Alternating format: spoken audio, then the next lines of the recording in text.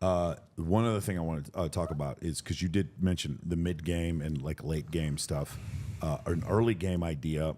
Well, I'll tell you right now, a huge, I don't want to call him an influencer, but a very successful business guy here in Las Vegas. Like everyone knows this dude.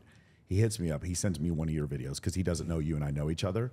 And it was the Ferrari video. And this guy has just bought a supercar. And he was telling me, he's like, before I had the supercar, it was like, I would go on dates with girls. They would always sleep with me on the first date. It was never an issue. When I started buying a car that's over $1 million, he's like, now they come over and they're like making me wait. And same thing for me. So can you go over exactly, because let's go pickup truck in Bismarck, North Dakota. Yep. And then Ferrari in Scottsdale, and I still Arizona. have a truck to this day, keep in mind. But okay, so what does that feel like? What does that I was able to successfully have more casual sex and, let's say, house party interactions where you sleep with girls and, you know, going straight home from the bar and stuff like that when I lived in a 3-bedroom apartment with 4 other guys. So 4 guys total, 3 other guys in a 3-bedroom apartment, which means 2 of them are sharing down below a room.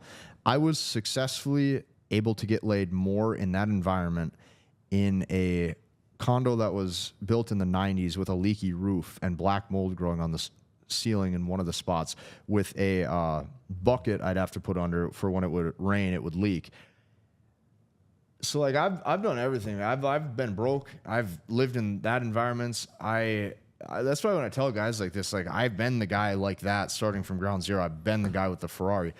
I was successfully able to sleep with girls more casually, I would say, in that condo or that apartment than today. Because now it's like you're a fine piece of real estate she's hunting for all of a sudden. You know, you got value there, right? So everything has to be framed, right? She's wanting to, and you can't fault her for this. You as a man want her to view you a certain way, and she as a woman is going to want you to view her a certain way. And to me, this is irrelevant of notch count. This is irrelevant of how many people she's been with or you've been with. Everyone is going to start to alter and change their personality a little bit depending on who's in front of them. And that's where, as a man, you have to make sure you, to the best of your ability, you don't do that the hotter the girl gets. But she's going to do the same. She's going to alter her perspective. She's going to alter the perception that she wants you to have of her. She alters that to make it seem as if she is good long-term material. Well, why is she doing that? Because she sees you that you are good long-term material. So now she wants to be long-term material. You can't fault her for that.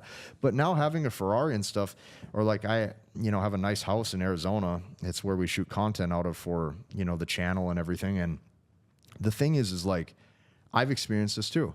Like, why does the girl want to wait 3-4 dates to be intimate or to sleep together? Well, it's because she's framing her value differently. And you can't control that. It's like you got to understand the cards you were dealt. So, like, that's just how it is I think women will view certain guys as long-term and women will view certain guys as short-term. And the more successful and higher status you become, you are going to be viewed by some women as more long-term.